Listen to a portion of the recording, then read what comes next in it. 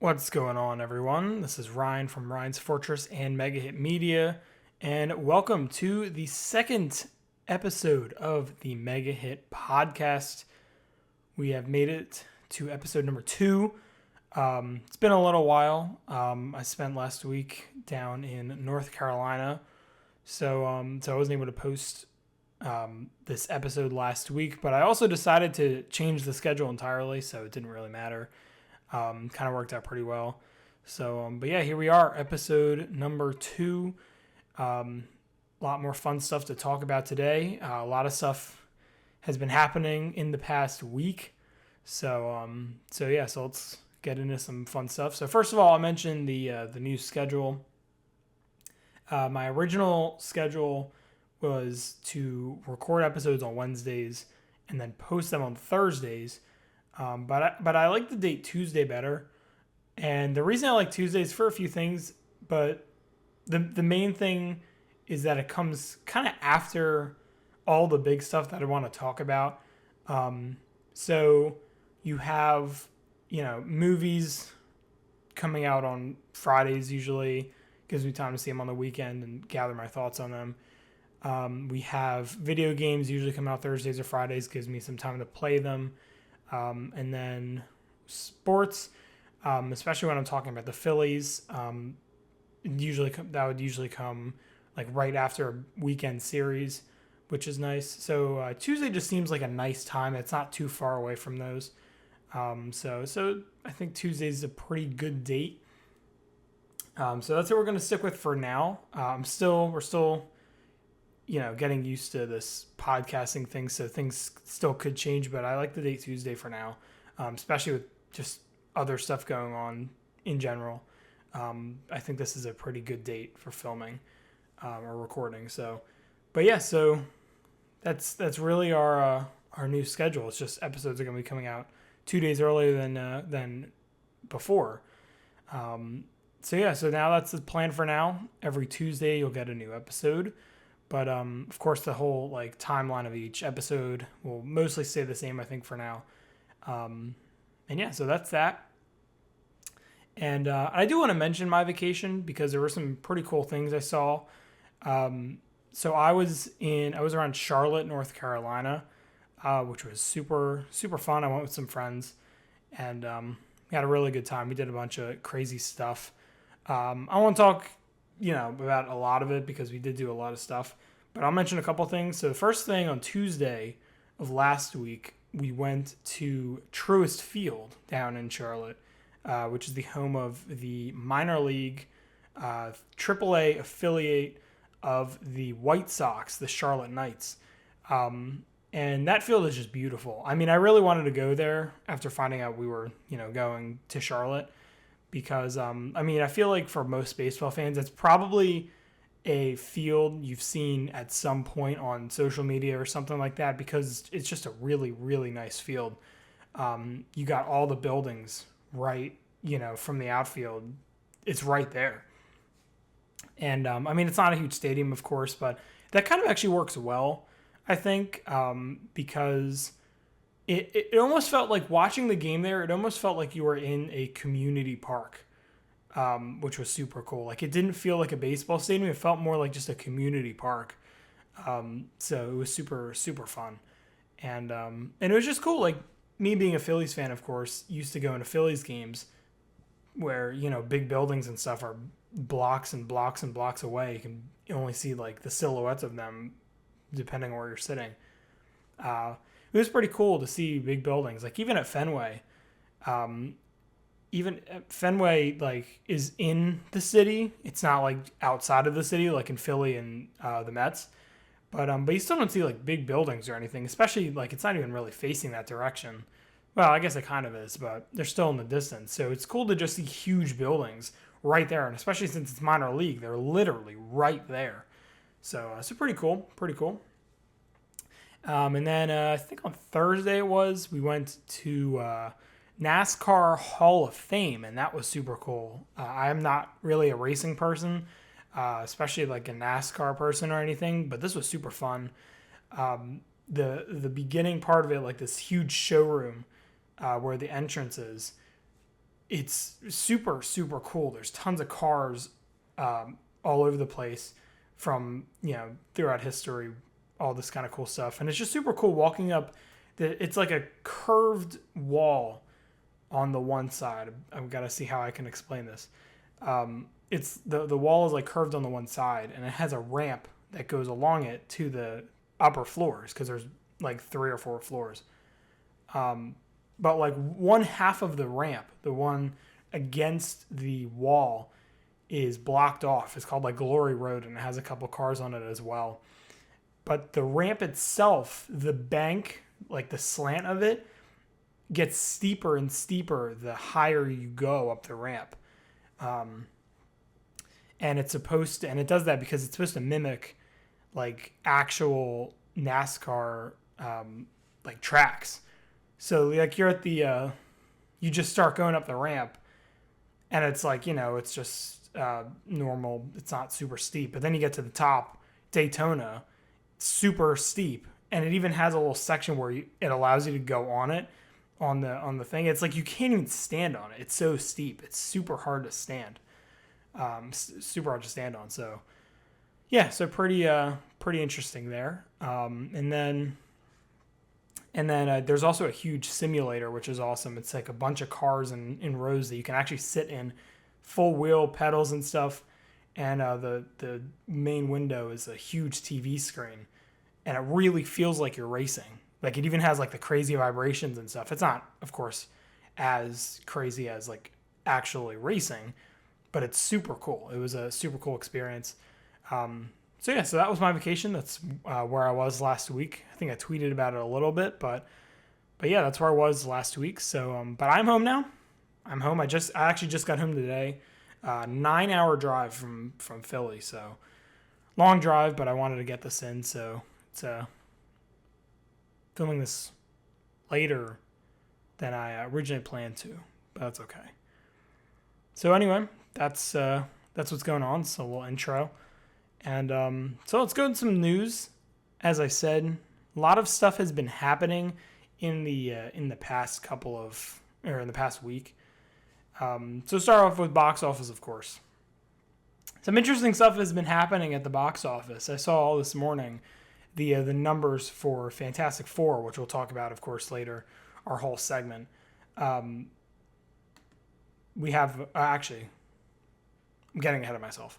Before we get into the news, I've completely missed this. Real quick, let me mention what we're talking about today. Movie segment, we're talking about Fantastic Four, why I didn't like it. We'll get into that. Video game segment, we're going to be talking about Nintendo Direct stuff. I'm just going to give my thoughts on what I think and what kind of stuff could happen there. And then sports, we're going to be talking about all about the trade deadline and stuff like that. Completely forgot to mention that. All right, let's keep going with news.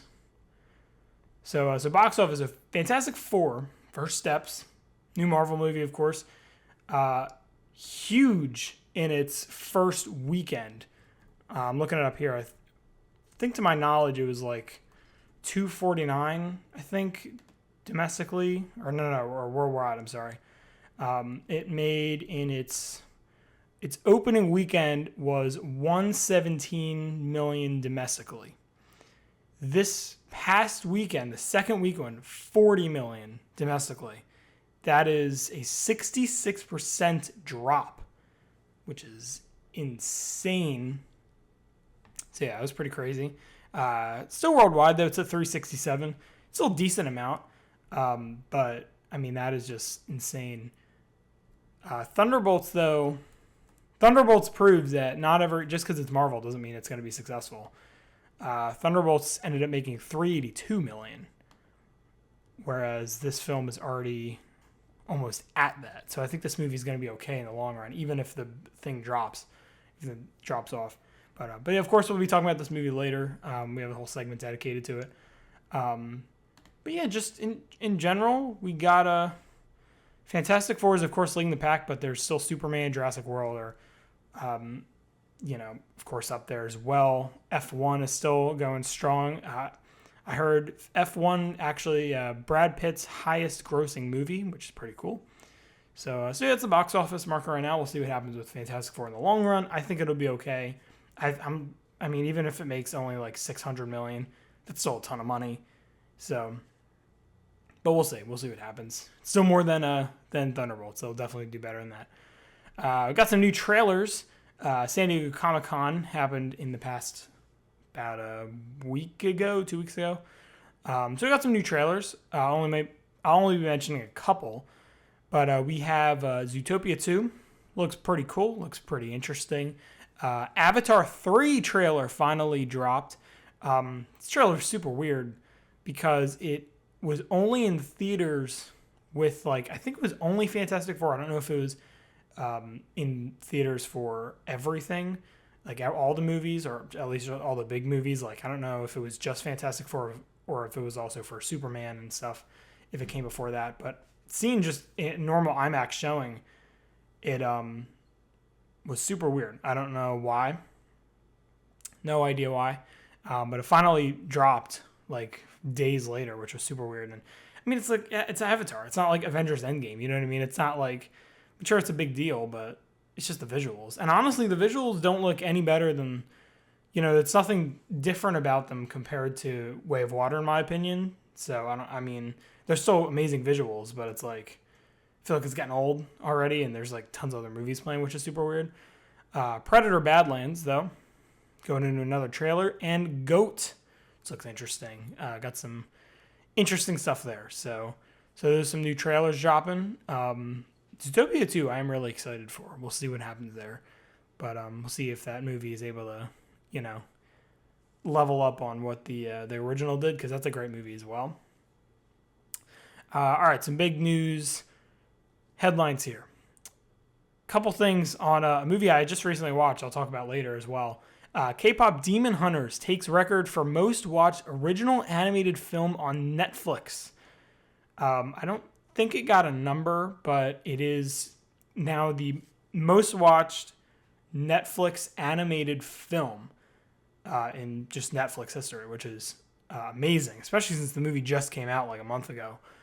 And then also, K-pop Demon Hunters soundtrack dominates streaming charts with 4 songs in the top 10 global charts on Spotify, including Golden at the top. Golden is at number 1. At least it was. I think it was 2-3 days ago I wrote this headline, so it might be a little different now, but I think at least there's definitely those movies are still in the top 10. But yeah, I think 2 days ago I looked. Golden was at number 1, and then I forget the other 4. I think it was Soda Pop, Takedown, and How It's Done, I think. I might be wrong on there. Your Idol might have been one of them. I think that was actually one of them. I don't really remember exactly. But I do definitely know that Golden was number 1. But just 4 songs in the top 10 on Spotify is nuts. So yeah, everyone's listening to those new songs. Mario Paint slides into the SNES library on Nintendo Switch Online using a USB mouse and Switch 2 mouse controls. I'm going to be honest, I haven't actually played this yet. I keep forgetting to play because I've been playing Donkey Kong so much. But I definitely do need to play this. But so it's interesting to see. So, of course, Switch 2 mouse controls are supported. But you can also use a normal USB mouse on a normal Switch, which is pretty cool. First Nintendo Direct partner showcase of the Switch 2 era premiered on July 31st, revealing Once Upon a Katamari and Just Dance 2026 for OG Switch, and Pac-Man World 2 Repack, a new HD 2D game from Square Enix, and Octopath Traveler 0 for Switch 2. I'm going to be honest, after watching this, I was oh, this is kind of decent. Compared to other partner showcases, I was like, it's not terrible. It wasn't as bad as other ones. But then everyone was just destroying it on Twitter, and I was like, maybe I'm missing something here. So yeah. I think for this, there's a couple of games, really, that I was kind of excited for. Pac-Man Remake does look pretty cool. I've never played a Pac-Man game, so I think that'll be pretty fun. That's the main one I'm thinking of right now of the games I just mentioned. That's really the only one that stands out to me. But of course, it just seemed like there was something for everyone here. It wasn't just like one type of game, like just RPG stuff like that. I feel like that's a lot of what you see sometimes. So we'll see. We'll see how those some of these games come, how they turn out. But yeah, so I thought it was a decent presentation. I think it was better than recent partner showcases, but it's still just okay, really. Next up, Nintendo increases prices for all Nintendo Switch variants, making the OG Switch only $100 less than a base Switch 2. It's actually about $110. I think the Switch is now $340, and the base Switch 2 is $450. But you don't really see when a new console comes out. You usually don't see the console before that going up in price. You usually see it going down in price. So the company can get those like last consoles out. This is an interesting one. I think it's just gonna force more people to buy Switch 2. I do think I heard somewhere something about hardware possibly increasing price for Switch 2. I thought I heard like some Switch 2 accessories were also going up in price. I don't know about the system itself, but it's kind of making me glad I already got it, because I don't know if by the end of this year that also might be more. We'll see. But so it's just an interesting thing there. And then finally, our final headline: the MLB Speedway Classic suspended to Sunday following a brutal rain delay Saturday night. And the outcome was bunless hot dogs, cheeseless nachos, and a very mediocre game. This is just really funny. MLB literally could not deal. MLB and the Speedway literally couldn't deal with the fans. I heard also that the Bristol Motor Speedway isn't the best with just, keeping up their, I'm missing the word here, but it's like they keeping up the demand of all of the fans in the stadium. And especially with MLB, I mean, this is the highest attended game in MLB history. So they just were not prepared. And people were getting hot dogs without buns and nachos with just chips in a box. So it's very interesting stuff here. And then the game itself was just very mediocre. I mean, you got the Braves and Reds, two kind of meh teams, really, mid-tier teams. So it stinks. The game was like okay, but when you have those two teams, you're not going to get an amazing game. So yeah, that's that, and that is those are our news segments for the day. All right, so let's head into our nice movie segment here. Got some fun stuff to talk about here. So our movie segment today, we're going to be talking about Fantastic Four, First Steps. So I won't mention that in my most recent watch. The main movie I want to talk about here is one I just mentioned with the news, because this is a huge movie right now. K-pop Demon Hunters. Just watched that for the first time right before I left on vacation. And this was an interesting movie because when I first heard about it, I didn't really think anything of it. I just thought it was like whatever. It's just honestly, I thought it was just an anime movie on Netflix or something, and it's not what it turned out to be. It turned out to be a pretty fun movie. Some nice music, some really nice music, and great animation. So this was a really fun one. I think this is one of those movies that's it'll entertain everyone. I'm definitely not the target audience, but it entertained me. It'll entertain anyone. So that was definitely a pretty fun movie. Definitely probably the most surprising movie for me this year. Definitely probably the most surprising. Because I just did not expect much from this one, and ended up being so far probably my my favorite animated movie of the year thus far. And so yeah, pretty decent. I've been also kind of thinking about animated movie for the Oscars next year, the best animated feature, and I think this will definitely be up there. I think so. So far this year, I've seen Elio, of course, in June, and Dogman earlier this year, and Dogman I don't think was qualified or was at that time for this year's Oscars, even though it did come out before. I think it was still too close, so I don't think it would have been considered. But not that I don't think it would get too much praise anyway, because it's it's just not to that level. But really, there's also that Predator movie, and then I think it's the Predator one. I forget what it's called. And then there is a Killer of Killers. That's what it is. So there's that one, and then there's also Zootopia 2 coming out later this year.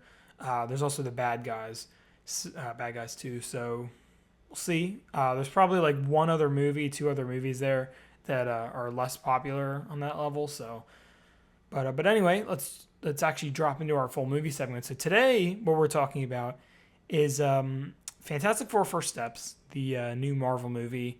Came out about a little over a week ago, and we just talked about with the box office the incredible drop off in its box office from the first opening weekend to this past weekend. It was like a 66% drop. So, but I want to talk about this because I just saw this the Thursday before it came out because I wanted to get this in, see it before leaving. And this is an interesting one because this is a movie that I was less and less excited for every time I'd watch a trailer or a promo. This isn't one I tried to avoid watching stuff from it. I didn't really care that much. So yeah, saw the movie. I knew that it was getting really good reviews, so that gave me hope that it was getting good reviews. And I personally really like the original Fantastic Four movie. I think it's kind of like a hidden gem in the early Marvel. I forget what they call that, those movies that aren't like MCU movies. But Marvel Legacy, I think is what they call it. I think those named the Legacy movies. But I think it's one of the hidden gems in there of like those early 2000s pre-MCU movies. I think it's pretty fun. You got a fun cast, especially seeing Chris Evans as not Captain America. Pretty fun. And by the way, that's the only Fantastic movie I've seen before this one. I did not see the 2015 one. I've never seen that one. And I did not watch Silver Surfer. I only saw the first Fantastic Four. And then there's that one from the 90s. Didn't watch that one either. So I don't really know a lot about Fantastic Four. All I know is basically just from that movie. So I was interested going into this movie. I was interested to see what it would bring. And I was excited going into it because I'd heard great things about it. I was seeing it in IMAX, heard it had incredible visuals. And I left the movie. Honestly, I left the movie very disappointed. Not just like a little disappointed, like it didn't quite meet my expectations. I was very disappointed. I just want to address real quick. I don't think this is a bad movie. I do not think it is bad. It's not like it lacks quality or anything like, I don't know, Thor: Love and Thunder. It was not what I wanted. And what's actually funny about this is that everyone says, oh, this is what we want. This is what Marvel is all about. You know, I mean, this is what we're bringing back. And in my opinion, I think those people are crazy. I don't get it. But it's like everyone's saying it. Like all the reviews, all the things I've saw. There's like certain YouTube channels and websites I go to look at reviews after watching movies. They're the ones I trust. And their reactions to things are usually in line with mine, which is why I like to see them, to see, you know what I mean? Like if their thoughts are different, because they usually aren't. But I was shocked to see that they were all saying the same thing. This movie's bringing back what we wanted. And so it's very, very interesting that this movie got so much love. Because again, I don't think it was a bad movie, but it was not what I thought was like bringing Marvel back. And honestly, I'm going to admit this. There are some movies out there that personally, or just really anything, movies, games, whatever, that my thoughts on them are reflected by how the fact that so many other people disagree with me almost. I do this a lot. I think one of the bigger things like this was a video game, Bowser's Fury, came out a few years ago. And that was a game that, while I enjoyed it, and I think it's a great game, everyone said it was better than Super Mario Odyssey, and I definitely do not agree with that, because Mario Odyssey is my favorite game of all time. And so it was this is like an interesting case as well, because it's just like that, where I really didn't like Bowser's Fury because everyone was saying that. Not because of the game itself, it's just because of how other people highly disagree with what I was thinking, how I disagree with them. That they think it's better than Mario Odyssey. I definitely don't. I think the game was praised too much, and in turn just didn't end up liking it. Same thing kind of goes with Encanto, the movie, the Disney movie, that everyone was saying was better than Coco, which is my favorite movie of all time. So it's the same kind of thing there. And this is another one that's kind of like that, where it's just everyone says like, oh, it's bringing us back to Marvel we like. And it's like, is it though? And that's kind of why I feel like I don't like it now. But I really do think in this case that it's just not. Like, it's like the same problems that have been plaguing the last 5 years worth of MCU movies and why people do not like them are in this movie. That it's the big problem. And there's a lot of things to talk about. So I have a little list here I'm going to go over. And the main problem is that it's too big. That is the big problem. This movie is way too epic scale. And I'll talk about this too. I want to talk about it not being an origin story, because this movie is not really an origin story, because it kind of gives you a recap almost of what happens and how like what happened, like how they got their powers and how they became the Fantastic Four. But then it just throws in and then it just throws you into just, they're already the Fantastic Four. It's not an origin story. It's just kind of telling you real quick, hey, this is how these characters became these superheroes. But we're not going to like introduce that. We're not going to just show them normal and then have them experience this, and honestly, this is something Marvel's done a lot in the past. And it's like with Spider-Man, we've had 3 different versions of Spider-Man in the past 20-ish years. So like we had the Tobey Maguire one from 2002. Of course, great movie. Everyone loves that one. And then we got a Spider-Man origin story again with The Amazing Spider-Man with Andrew Garfield. And then, so once it came time for the 3rd Spider-Man movie, it was like, I don't think we need to give people an idea of like how he becomes Spider-Man, because people already know that. 2 movies, we've already shown how he becomes Spider-Man. We don't need to do that again. So then you got Spider-Man Homecoming, and that's not an origin story. He's already Spider-Man, and he has a new film to take. It's more of an origin story of this version of Peter Parker. And Fantastic Four is like that too. There's another movie I'm trying to think of that I can't think of, but it does the same kind of thing. Well, actually, no, I guess it's Superman is kind of what I'm thinking of. That's another one. We've gotten his origin story with the older ones, the Christopher Reeve movie, and then, of course, Man of Steel in 2013 with Henry Cavill. Now you got our 3rd Superman movie, and I think Superman is also one of those characters like Spider-Man where he's very, very popular just in general. So you already know his story, so you don't really need to recap. So that's why the new Superman is not an origin story. And then you got Fantastic Four, and it's the same thing. We've already seen the movies twice, and while the Fantastic Four movies are not nearly as popular as Superman or Spider-Man, they already are out there. And you don't need, if you want an origin story, watch those. Because here, it's just these characters, give them something of an adventure. And you can't spend a lot of time on that as well, because got this huge story with Galactus that also has to set up the next big Avengers movie. So it makes sense that they don't have an origin story. But I'll say about the intro, just in general, because this is one where I actually was expecting an origin story, just because Fantastic Four is not as popular. Those movies are not as popular as like Spider-Man or Superman. But in my opinion, the intro to this film is spectacular. It is an excellent way to start the movie. It's because of the way they present it. There's tons of movies out there, especially ones that are like new versions of like older movies, or like, you know, long overdue sequel kind of movies, like reboots almost. And sometimes what they'll do is they'll show these like flashbacks almost, where they'll just show clips from the older movies to tell us things. There's a lot of movies that have done it. I remember Top Gun Maverick did it a couple years ago, and it was kind of weird because it's like sure, if you aren't familiar with Top Gun, then it's nice.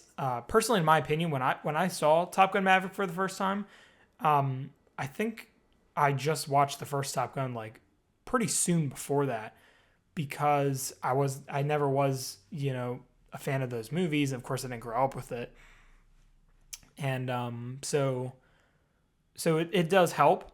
But then if you're a Top Gun fan, and then it's like overdone, like we don't need to see these clips.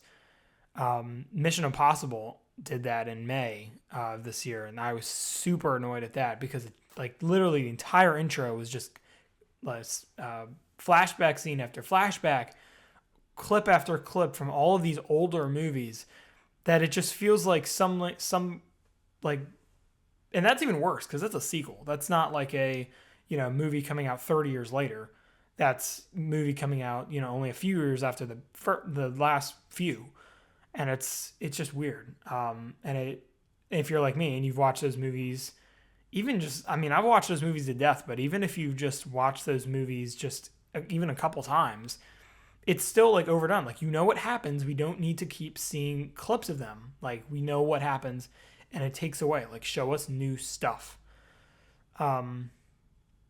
So that kind of sends us here. And this movie does that, but it does it in a very good way. Where, first of all, it's not clips, but it is something that is telling you everything that happens to them. So if you're a Fantastic Four fan, or just like me, you know the story, you know, it's kind of a case where it's like you don't need to hear it again. You already know. But they do it in a very, very cool way. This is where they introduce this like 60s setting. This is the first movie to have that setting. And it's super cool with that aesthetic. And it's like this show that presents the story, and like this beginning of this like talk show segment, whatever. It's very, very clever, and it's very just fun to look at. It does a great job of introducing you to the setting. And then, of course, if you are a Fantastic, or if you're not a Fantastic Four fan, you don't know the story, it does a great job of telling you the story in a creative way. So I think the intro to this is amazing. And then, of course, it just introduces you to these characters right after, just in their normal life, and it's very, very nice. And, of course, the cast in this movie is excellent. I love basically all four of them are really good.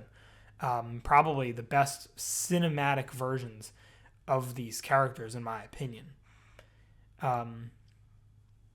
And I kind of said this to my dad. I was like, everything's great. And then they see like that fire in the sky and stuff. And literally that happens. And the rest of the movie just is completely just what I don't want.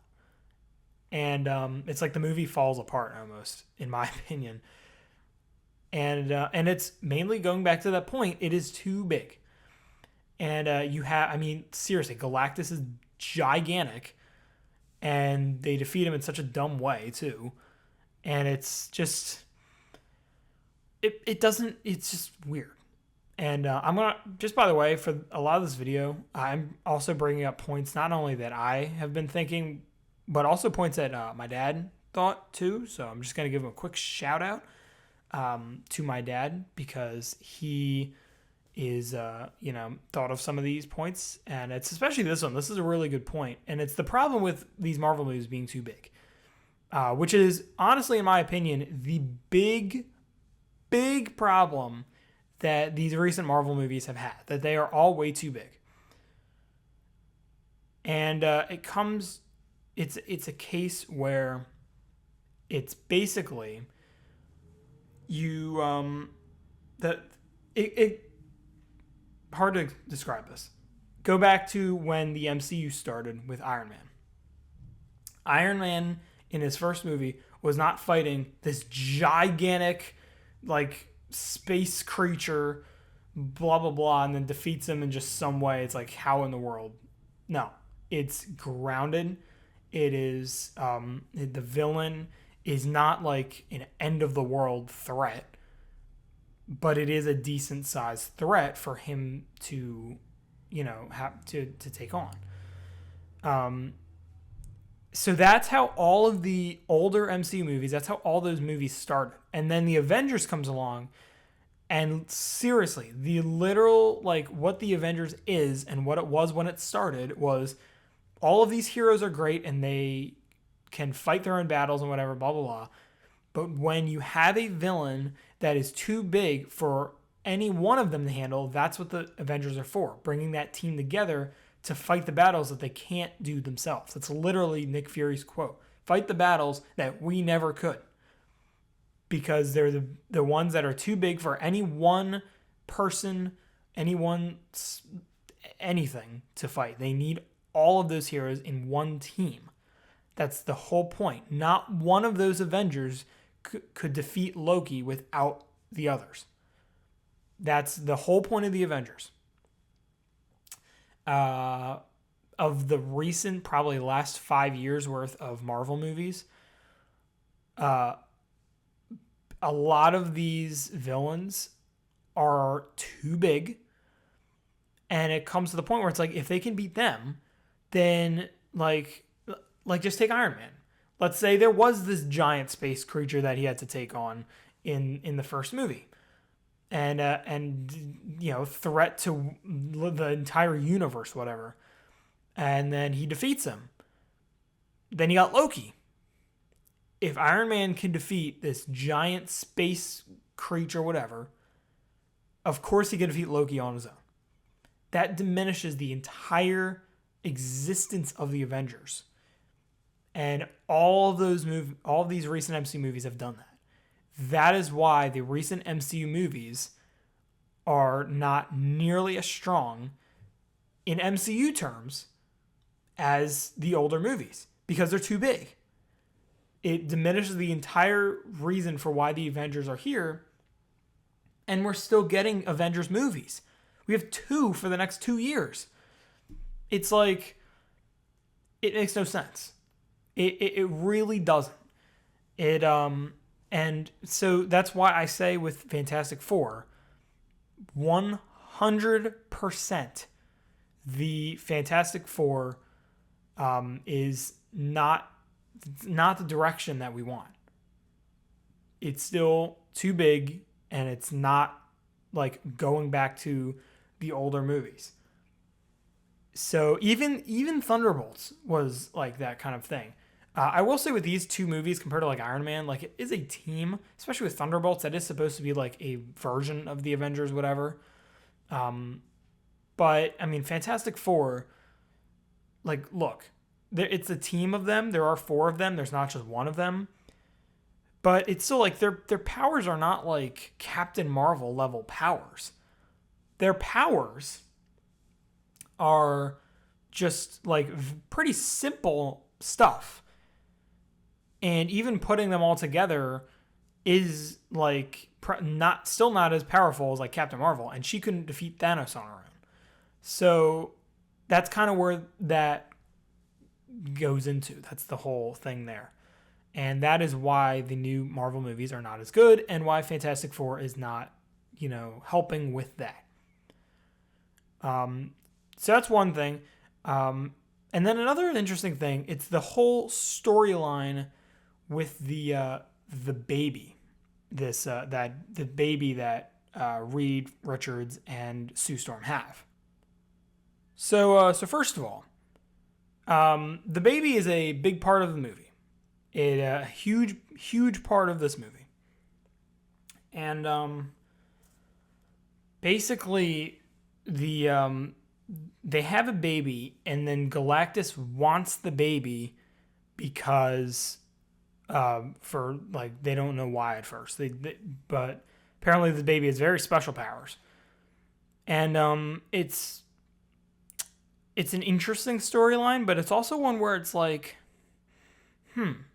especially because they don't give up the baby, and they literally risk the entire world, the entire planet of Earth, over their like month-old child, which I think is a little nuts. You know what I mean? I just think it's like, I get it. They just had a son, and it's a big deal, but it's like, well, first of all, wouldn't you want to figure out two things? Why this baby? Why is so important to Galactus?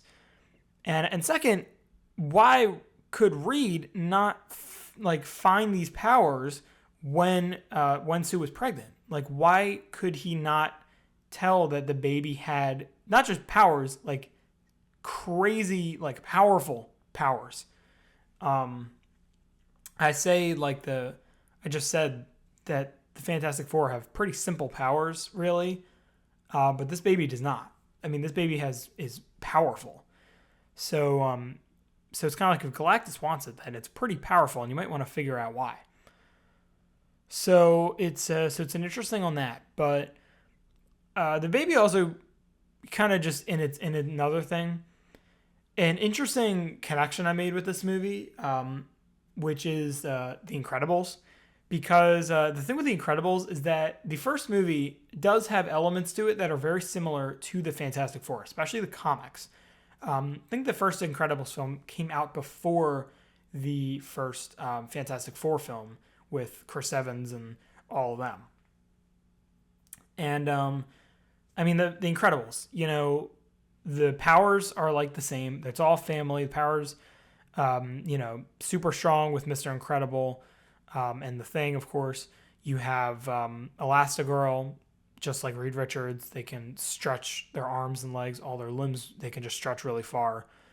You have, you have just one more. Violet and Sue Storm can turn invisible, have force field powers they can use. It's the same powers for three of them. The only difference is instead of, Dash having fire breathing power, or not fire breathing, just fire, powers, whatever, and can fly, he instead just is like the Flash, and he can run super fast.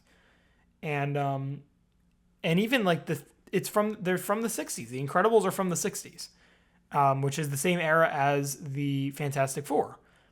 And so it makes sense. But none of that's the main thing, that none of those movies were in the 60s. So, and there's 2 Incredibles movies now, and a storyline about a baby with crazy powers being a not as big of a part in the Incredibles, but still a big plot line in Incredibles 2. And so, yeah, it's just like, it almost feels like the Incredibles copied Fantastic Four, and then Fantastic Four First Steps is copying the Incredibles, because you have a baby plot line. It's set in the 60s, and it was just weird because everyone was saying, one of the big things about this movie everyone was saying was that the visuals were amazing with the 60s theme and that really cool aesthetic. But it's like, and I was watching it, I was thinking like, this is cool, but I feel like I've seen something like this before. And I was thinking of WandaVision and The Incredibles, because that's what you think of. I mean, WandaVision, of course, makes sense. It's even the same director. But it's then you got The Incredibles, and it's like, it is literally the same. Now they finally have a movie in that 60s era, and you have a baby that is like, it's basically Jack. It's just, it's weird. It was really weird for me. So yeah, really, really odd stuff, if you ask me. But and I think that's really it. The only other thing I'll mention about the movie, the end credit scene. So this movie has a mid credit and post credit scene, of course. The mid credit scene is like that hint of the what comes next in the MCU, and then the end credit scene is nothing. And I feel like there's a lot of Marvel movies that do this, and it's like, it's super annoying to me. Like, I feel like you would want your audience to stay the entire movie to watch a good end credit scene and have that like mid credit scene at the end, like Guardians of the Galaxy, for just as an example. The first Guardians of the Galaxy, it has that like Groot dancing one in the middle. Actually, I don't think Guardians is one. I think Guardians has Howard the Duck at the end, but I don't remember. But it's like you'd think that you'd want to have like Howard the Duck, whatever, earlier, like as the mid credit scene, and then have a stay for the end credit scene. I mean, it doesn't matter. It's really just an inconvenience when you make us stay the entire movie, and it's literally a cartoon. That's what Fantastic Four's end credit scene is. It's just a cartoon that's like, it's funny, sure, but it doesn't hint on anything. It's not what we want to see. We're not waiting through all of those credits for that, So it was kind of interesting. And even the Doctor Doom one, it's like, it's cool. Like, oh yeah, we got Doctor Doom, but it's like, first of all, we already know his existence in this world because of, like Doomsday. And then it's like, it didn't even show Robert Downey Jr. I think that would have been insane. That would have been much better. Even if he just like turns and looks at the camera really quick and it's like Robert Downey Jr., you see his face for like a split second and then it goes to credits. That would have made it 10 times better. But no, of course they didn't do that. And they suck. So yeah, that is it for Fantastic Four. Final thoughts. I was not satisfied. I was dissatisfied. That's what I have here. That's what I have on my little mega script here. My expectations were not met, but I just was disappointed. I was very disappointed. I don't think this is like, I think if you split the MCU into like quarters or something of like the segments of movies from like a ranking, I don't know if I'd put this in like the worst one, but I don't think I'd put it in like, it would probably be like the middle tier. I really did love the aesthetic. I think the cast is great. I think it's a really fun movie, but it just had a lot of problems and a lot of things that did not mix well with me. And there's just small things too. Like I'll mention one more thing about this movie. The news. And this is actually something that's, for some reason, in a lot of movies, I don't really know why, but in a lot of recent superhero movies especially, it's like they use the news in movies as an outlet for it to be like, hey, we want all the background characters to think this, so we're going to use the news to do that. And it's like, I don't think that's how the news works. I don't think they have that much power. And you especially see it in like Spider-Man, where Spider-Man and the new Superman as well, you literally have, it's basically the same for both. This character that has been saving your lives for the past like many, many years is actually bad. And then the whole world freaks out and is like, oh, now I hate them. Spider-Man reveals identity, say he killed Mysterio, one news source, and now the entire world thinks he is this, evil traitor, whatever. It's like the entire world. That's not how it works. Superman, even worse, because then you have Superman, saving the world and stuff and all these great things, and then they say on the news, oh wait, his parents actually sent him here to kill him. We translated this literally language from another planet in another solar system, probably, and we translated somehow. And we found out that he was actually sent here to kill us, even though he's been saving your lives for the entire time he's been here. What? You know what I mean? Like, then the whole world is like, oh, now I hate Superman. Yeah, makes no sense. This movie's the same way. And it's not really the news more. It's just like telling the world from like one source and they all believe you. Where it's like, literally, this movie says this. Hey, Galactus is coming. This very evil being that, first of all, we did not save, we did not, stop him by giving us our child, and we're risking all of your lives. But instead what we're going to do is we're going to have all of you countries, whatever, out there build these giant machines so we can teleport the Earth somewhere else so Galactus cannot find us. What the actual hell is that? That is like borderline stupid. First of all, like, it makes sense why the world is starting to like lose hope in them. I don't care what Sue Storm says outside of their thing.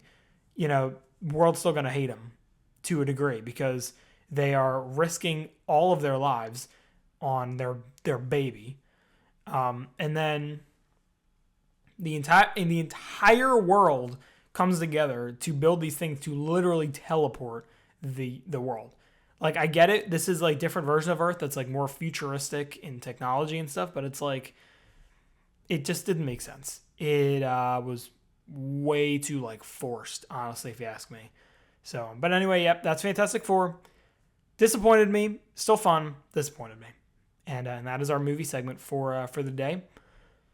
So let's move on. We are going to move on now to good old video games. Have a nice video game segment here. All right, sorry, I needed some water there. Had a lot of complaining to do right there. Now we're going on to our video game segment. We have some interesting video game stuff in the air. So I'm actually filming this, as I mentioned on Tuesday.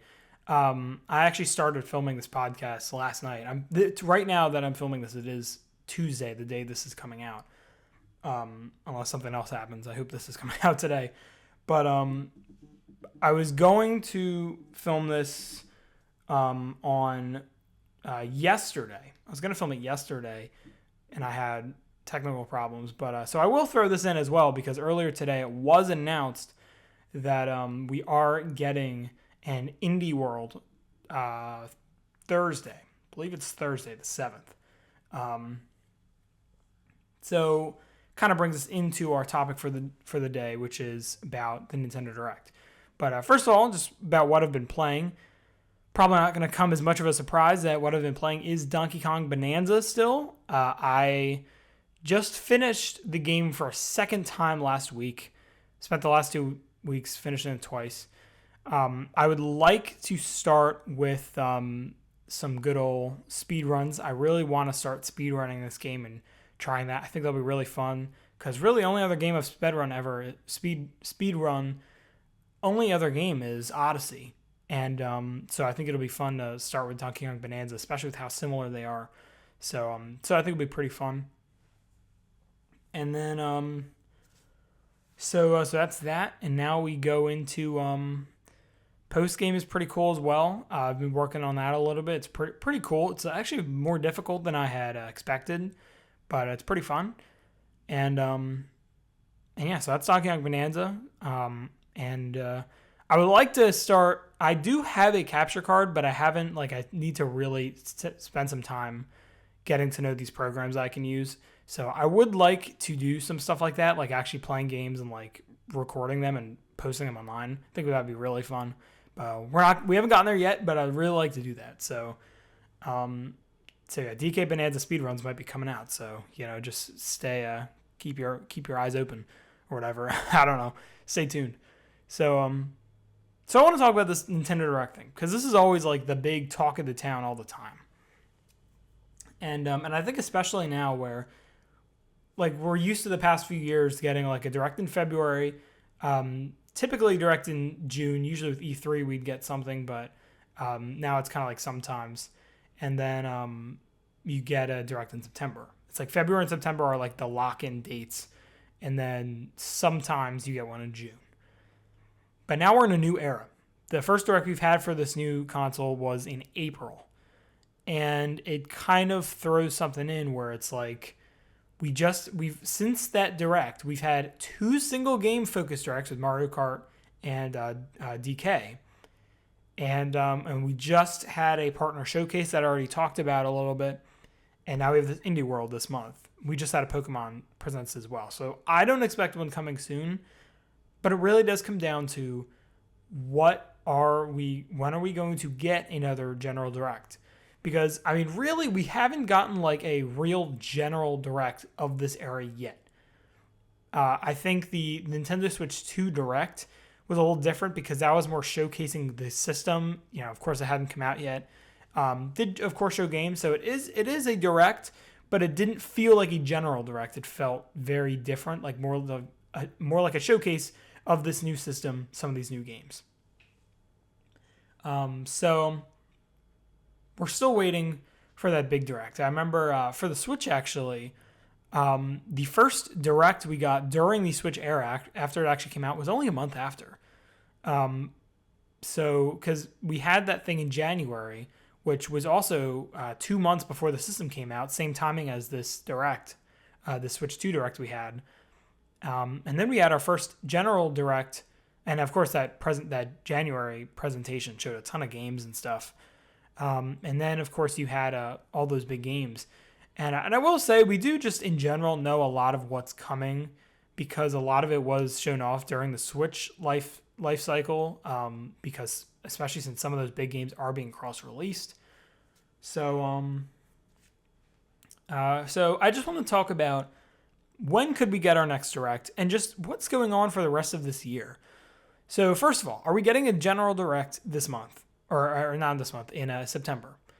And there's also talk about, because it's the 40th anniversary of the original Mario Bros. Game, are we getting a 40th anniversary Super Mario Bros. Direct?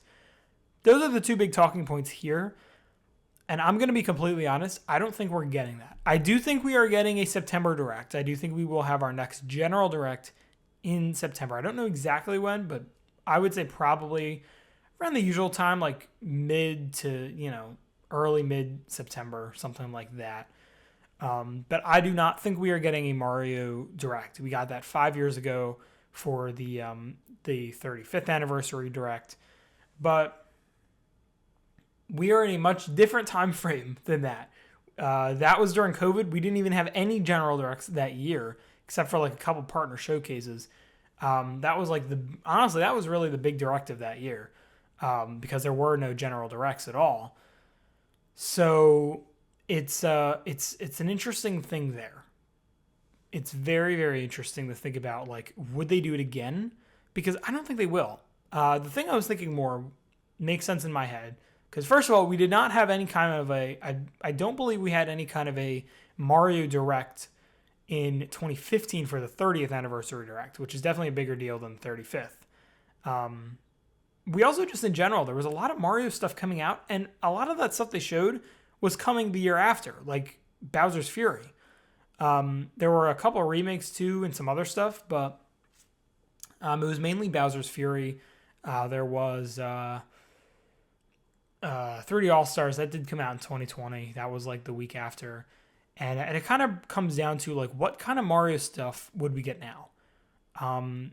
I will say it is like an interesting thing that we haven't gotten really anything Mario. We did get Mario Kart World, and I will say that is a pretty big title. Like, I do think it's funny seeing people be like, oh, we still haven't got a big Mario game in 2025 for the 40th anniversary. It's like, I mean, Mario Kart World is a pretty big deal, and I mean, we just got a new console anyway. I know that's not Mario, but we did get a new console, and while Donkey Kong is not Mario, I mean, it's the same team. It's as close to a Mario game as you're going to get without it being actually like Mario. It's the same team, literally, that's done all the 3D Mario stuff. So, going into Mario, here's what I think, because I don't think we're getting Mario Direct. I instead am looking at more like the E3 2021 Direct. Ended with some news on Zelda. That was I think that was the 35th anniversary of The Legend of Zelda. And instead, we didn't get an actual like Zelda Direct or anything, but we got a segment at the end of that Nintendo Direct dedicated to Zelda. So we started off with, I think it was like Hyrule Warriors DLC or something, and then it went into that Game & Watch, talked a little bit about Skyward Sword, because that was releasing within the next month or something, and then they showed Tears of the Kingdom. I think something like that is going to happen here. I think in September we're going to have a big direct. There's going to be some fun stuff announced. And then it's going to end with Mario stuff. Like, I don't know, Shigeru Miyamoto is going to come out and be like, hey, it's the 35th anniversary or 40th anniversary of Mario. And we have a lot of Mario stuff going on right now at Nintendo, especially for the Nintendo Switch 2, blah, blah, blah, blah, blah. So here's some fun stuff. And I think that's what we're going to get. I don't think it's going to be anything massive, but I do think that's what we're going to get. So that's my personal prediction. I would be shocked if we don't get a direct in September. I don't know when the next one would be, but I definitely do think it would be in September. I guess it could be in October if they want to stretch it out even farther, but I think there's just too many games coming out this year that we need to talk about, unless they have like a Metroid Direct this month or next month. But so yeah. Second is, what could we see in this Mario Direct? I have seen a lot of predictions of what we could see in a Mario Direct, Mario segment, whatever. Just anything would be announced in the next Nintendo Direct or something related to Mario. What could we get? And the predictions I've seen are crazy. Like, everyone's hype is off the charts. And I think one of the big things is with a new 3D Mario game and what we could see of that. Now, I would like to save talking about brand new, like when we're getting these games kind of things. I would like to save that for a different video. I don't want to talk about that much or that stuff as much because I think that could be saved for its own segment, talking about when we'll get new games and a ton of these big series. But for Mario, we have the chance for a lot of stuff, but I just don't see them putting that much stuff out. I think personally for me, some of the funny things I've been thinking about with like new games that could be announced or whatever, and a lot of the things I was thinking of are remakes and stuff like that, because I'm still kind of in that mode, because that's what we've been thinking about for the last like 2-3 years, because it was towards the end of the Switch life cycle. But now we are in an entirely new life cycle, so we should not be expecting stuff as much. Even the Switch, I mean, even at the beginning of its life cycle, of course it did have a lot of remakes and stuff, but that was partly because of the Wii U, of the Wii U, and that was such a big fail, but they still wanted to get those games out. So it's definitely interesting with that because the Wii U had a ton of great games that now have been brought to Switch, but the Switch, of course, first of all, not only was that system a huge hit, but all those games are playable on Switch too. So it's not like last generation games need to come to this new system, because they're already here. I mean, sure, we might get a new announcement of like a new Switch 2 edition, but I don't know, because so that's where it kind of comes down to, like, what new games would we get. I really want Mario Galaxy 2, and now first of all, I want to mention this is kind of a funny thing. Like new Mario Galaxy, they could call it Mario Galaxy 2 HD. They could call it Mario Galaxy 2 4K. Like, are games going to become that? I think that would be interesting. New games, instead of calling HD, now they're going to be calling 4K because it's all these games in 4K. Imagine if they bring like some other Wii U game. I'm trying to think of like other big Wii U games or something. But because those games already were in HD, like Twilight Princess HD, Twilight Princess 4K, baby. That'd be pretty cool. That'd be definitely an interesting one. But I don't know. I mean, they could definitely say that, but I don't think so. But it's just funny because the other game was called Twilight Princess HD, so you never know. I'm expecting this. So Zelda, I just mentioned, we got like 4 titles for 4 just things that were talked about. I think it's gonna be similar here. I think we're gonna get a little bit more. Honestly, I could see us getting a Mario movie trailer, because this direct would be around that same time as when we got the first trailer for the original Mario movie back in 2022, which is, I think that was like in October for the New York Comic-Con thing, whatever. I think it was New York Comic-Con. I think that's what it's called. That was like October of 22, and then the movie came out in April of 23. This is around the same time, because I think the movie's coming around like April of 26. So it kind of so we kind of go into that where it's would we see a Mario movie trailer? Because I do think, like with the Zelda Direct, we got a couple games, and one of the announcements though was something that wasn't a game. It was that handheld. So it's like, are we going to get one thing that's not exactly a game, and could it be the new trailer for Mario Movie 2? I will mention this first, because this is something I heard people talking about before with the other directs, because this was, of course, something people were talking about with those directs around that time. Will we get a Mario movie trailer in this direct, whatever? And I will say that I kind of agree with what some other people are saying, which is that if that was the case, they would say it in before the direct. They would say before when they announce the direct that there will be a Mario movie trailer there, I would think, just because it's different. It's not like Nintendo's Control. So, and I think that's also the case for that as well. I do think they could mention it.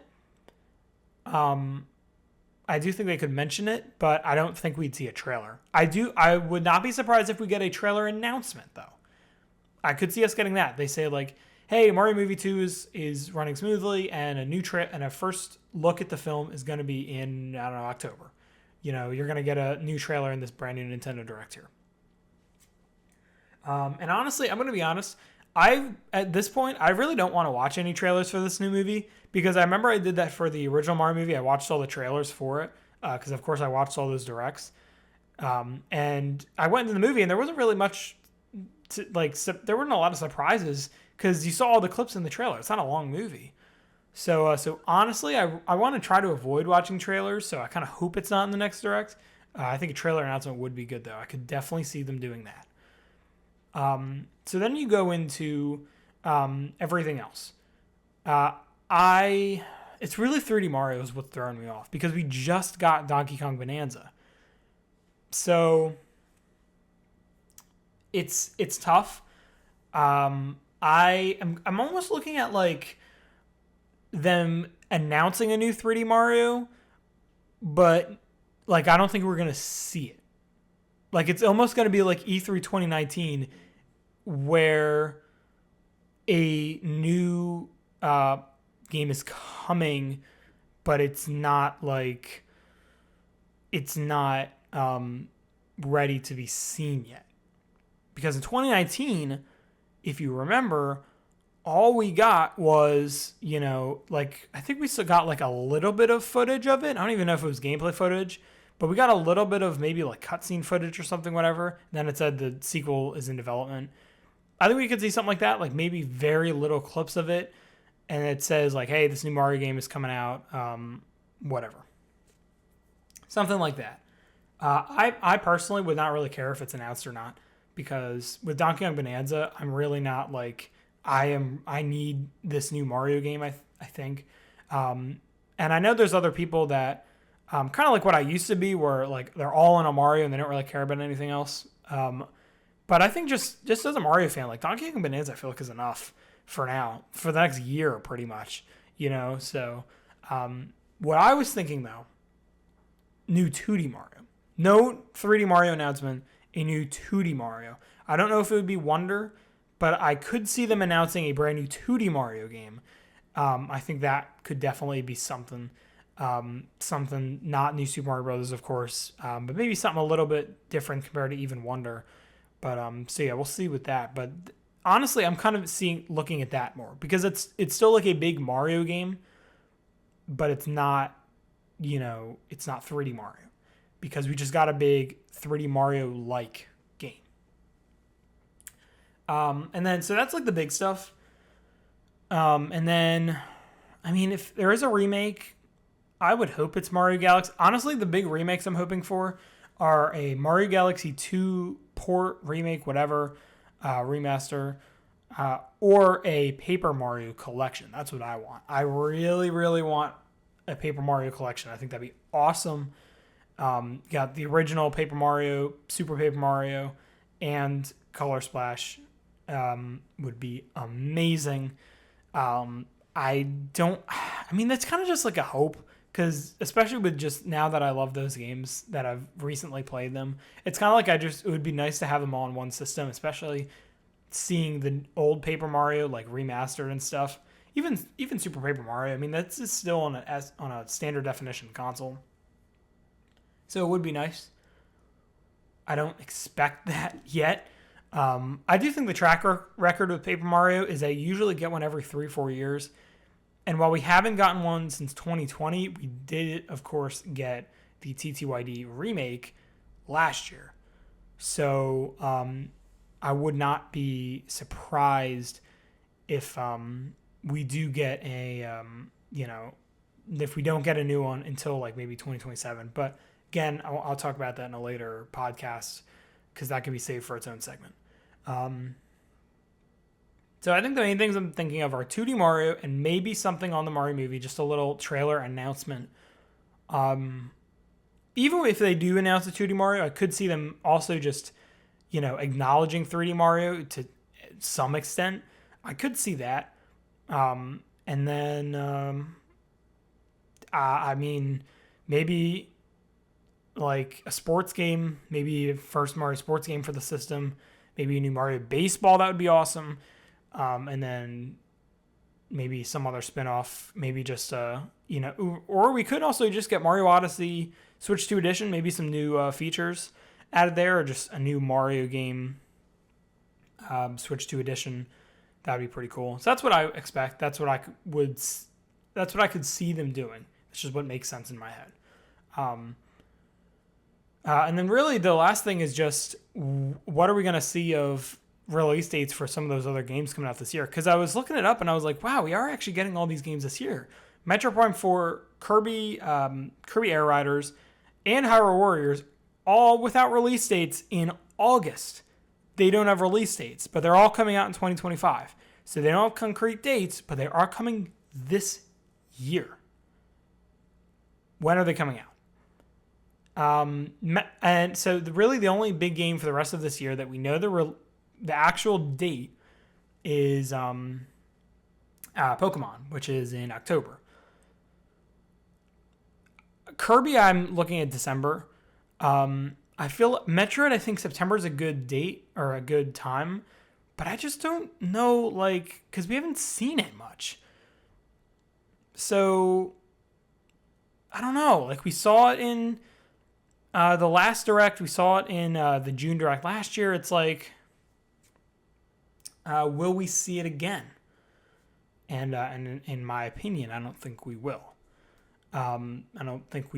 But I do think if we have another Direct before it, I do think we would see it there.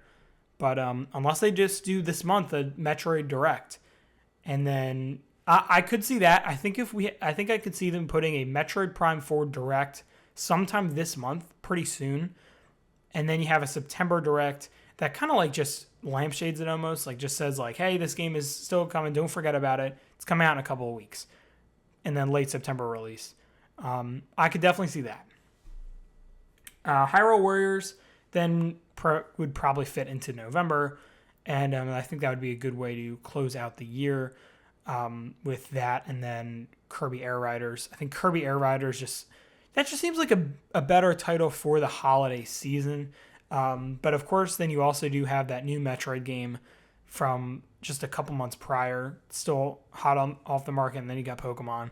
So it's still a lot of big games, and then Kirby to round it out the end of the year, and I think that's a good family one, good one for kids. So I could see that. So there you go. So that's my predictions for the Direct, whenever we get it, whatever it is. That is what I'm thinking of that. So that is our video game segment for the day. Let me get a little sip of water here. I'm sorry if that sounds weird when I drink it. But I am very thirsty. All right, we got one more segment to go. We are almost done. I don't think the segment will be too long because I'm not talking about too much of these. But a lot of sports stuff, of course, in the past week with the trade deadline on Thursday. So yeah, we have a lot to talk about here. I have a list here of some of the biggest trades of the deadline. So this should be pretty interesting. And so I'm just going to start first with a little bit of Phillies stuff. So the Phillies actually did decent at the deadline. They didn't do as good as I wanted them to do, but I think it's honestly going to work out pretty well for them in general. It's not the best, it's not the worst, whatever. Big one though is Joan Duran.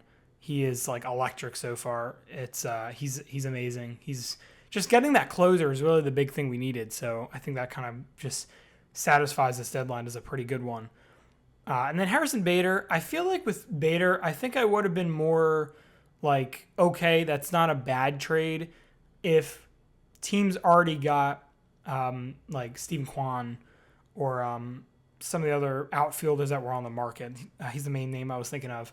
I mean, sure, we weren't able to get Eugenio Suarez, but there was still Stephen Kwan and Luis Robert Jr. still on the market. So it's kind of like he just didn't try to get them. That's almost what it feels like. But I mean, of course, you don't really know behind the scenes stuff. But I think Harrison Bader's good. Last night, of course, huge 3-run home run. Of course, even though we're probably going to be thinking more about Schwarber's home run, which I'll mention him in a second. But yeah, you got him. But then, of course, you have a smaller trade as well. Matt Manning, pitcher, decent numbers.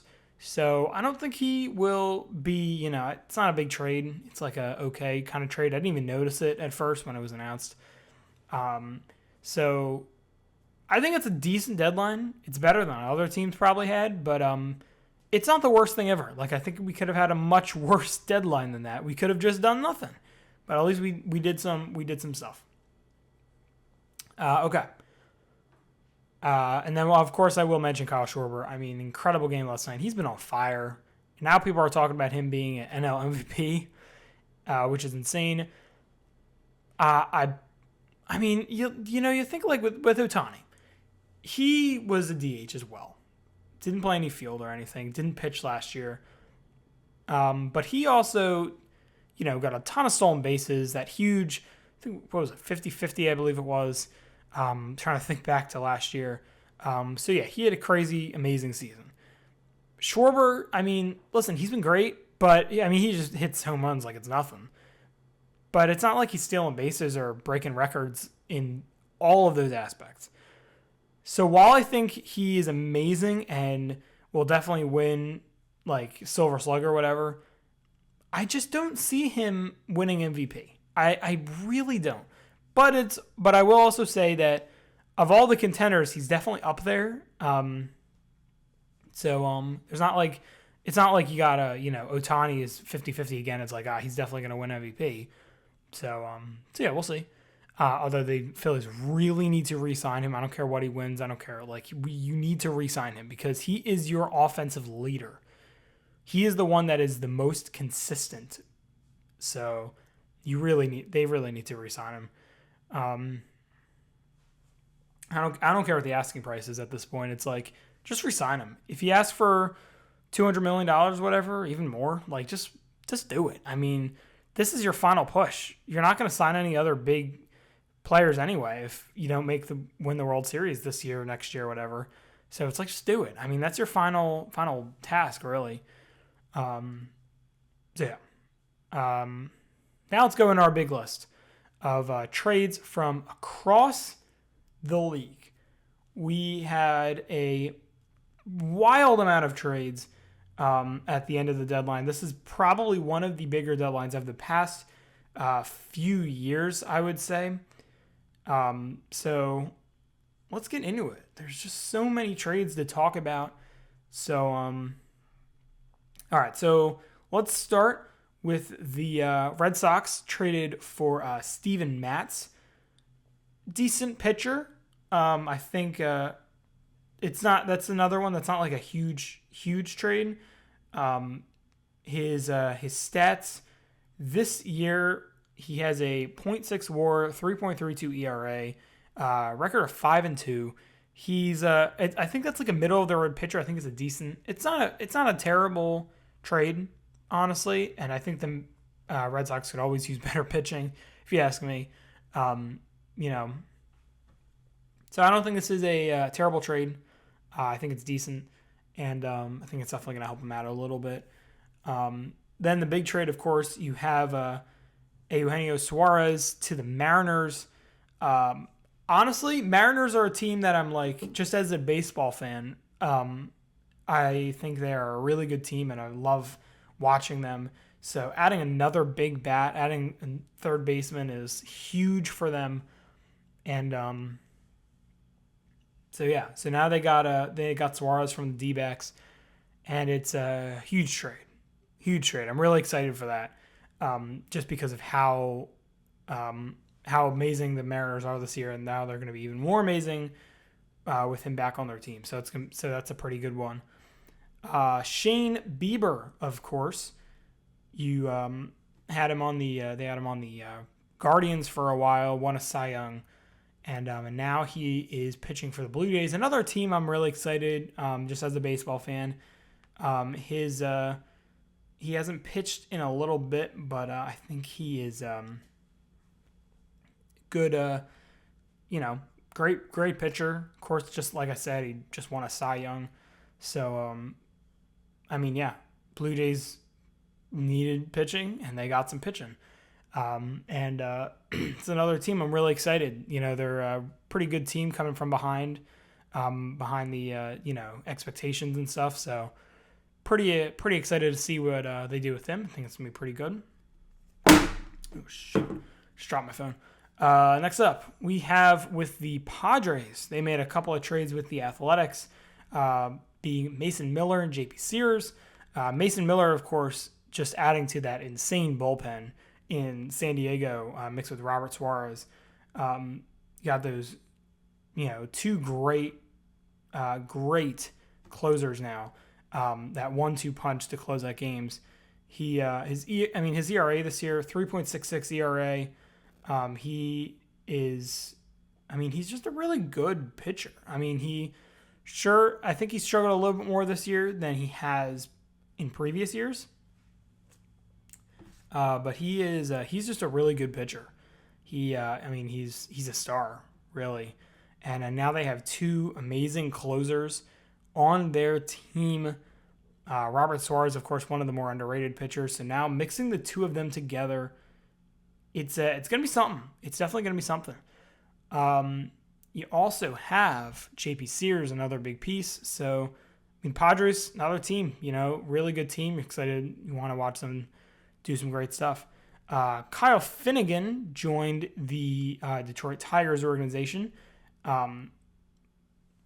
Pretty decent trade for how good of a team the Tigers have just in general. It's my little water break right there again. So, so far this season, 4.14 ERA. Definitely not the levels, that you'd hope. He's not like amazing or anything, but I'd say he's a decent pitcher. And the Tigers already have a ton of great pitchers. So it's a pretty decent trade. You also got David Bednar. Here we get into some fun stuff with the Yankees. Oh boy, the Yankees. The Yankees. If there are any Yankees fans watching this right now, I am sorry. But it is very fun watching the Yankees because it feels like every single game they play, they mess something up. They make one boneheaded play, and it's just super funny. And of course, David Bednar, part of that, the new bullpen pieces that blew that game against the Marlins a couple days ago. So yeah, it's a mess. And but I do think he's a good pitcher. He's fun to watch. He was fun to watch on Pittsburgh. Then they also got a couple others, but other than pitching, they also got Jose Caballero from the Rays, who was able to just walk across the field in between games in the series last week. It's definitely an interesting thing there. I think he's decent. He bats .223 this season. Not huge power hitter, but I think he could help this Yankees offense. Although, to be fair, the Yankees offense isn't the worst. Really, their hitting is not the problem. Their problem is their base running and their fielding, if you ask me. And, of course, their pitching, but just offensively, it's not actually the hitting part. It's which should be the easier stuff. So, it's kind of interesting there. You also got Cedric Mullins to the Mets. I think this was a good trade for the Orioles to make because, the Orioles stink this year. They really do. So, trading some pieces to hopefully get some stuff to help them in the long run. Not a bad move, but Cedric Mullins, of course, great player going to the Mets. Going to join that great offense. So that'll be pretty fun to watch as well. It helps their outfield as well. Carlos Correa back to the Astros. I felt deja vu seeing that last week because 2 years ago I was on vacation. Same time as this year, I was on vacation, and I see on the trade deadline at the very end, Justin Verlander going back to the Astros, and now it's the same case, only it's Carlos Correa.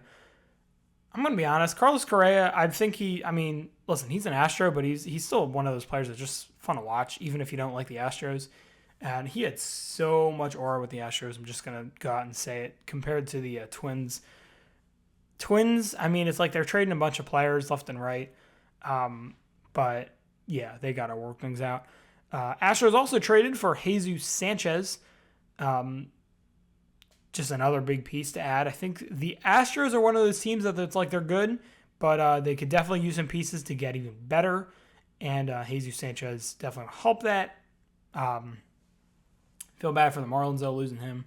But honestly, the Marlins, they're getting there. They're actually getting better. They've been pretty decent the past month, so it's kind of interesting.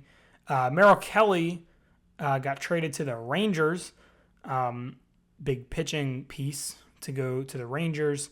It's kind of interesting trade because the Rangers aren't really in contention for anything right now. So it's kind of an interesting trade. It's funny that he went there. But that'll definitely help round out their pitching, and hopefully it'll help them, the Rangers, get back to where they want to be, where they were just 2 years ago. You also got Padres, even more trades. Ryan O'Hearn and Raymond Laureano headed over to the Padres organization. Pretty decent trades, Laureano being the big one. And the Padres, they're making that push. Really, they want to win the division. They're definitely going to be in the playoffs. Probably, they want to make it to the division. They want to take over the Dodgers, which they definitely can. If you ask me, they definitely have potential to do that. And this year he's batting. Laureano's batting .291, a huge outfielder piece. Another one I remember the Phillies were looking at. So yeah, big piece there. All right, a couple more. Bailey Falter headed over to Kansas City. These are more of the decent trades. Also got Adrian Hauser to the Rays, and Royals also got Mike Yastrzemski from the Giants. So there you go. So that's our trade deadline. We got there were some decent trades. Let's see the big ones. The Suarez trade to the Mariners, Bieber trade to the Blue Jays, Mason Miller to the Padres, and then Correa back to Houston. So yeah, so it's gonna be interesting to see how this all, what this all does for the rest of the season, and of course the Phillies as well made some big trades as well. So those are some big trades. It was a pretty good deadline, and it'll be fun to see where all these teams go next. So yeah, and that's it. That's our sports segment, and that is going to do it for this episode. So again, thank you for listening. Yeah, we've made it to our first 2 episodes, and so thank you all for listening. I hope you guys are enjoying this podcast so far. Of course, like I said before, if you have any suggestions on stuff for me to talk about in future episodes, let me know. Because I don't really have a huge list of ideas yet. I'm still working on ideas. So yeah, definitely let me know what you want me to talk about, and we'll go from there. I think right now most of these podcasts have been about 90 minutes. Last one was as well. This one is looking like it's going to be. And I think that's good. I think 2-hour podcast is just there's nothing wrong with it, but I do think 90 minutes is good for now. So that's a podcast for today. Like I said before, I like Tuesday as our new date. So right now the plan is August 12th. Next Tuesday will be our next podcast. So definitely stay tuned for that. And that's going to do it. Thank you all for listening. And I will see you in the next one. See you in the next episode. See you next week. And have a great rest of your day. See ya.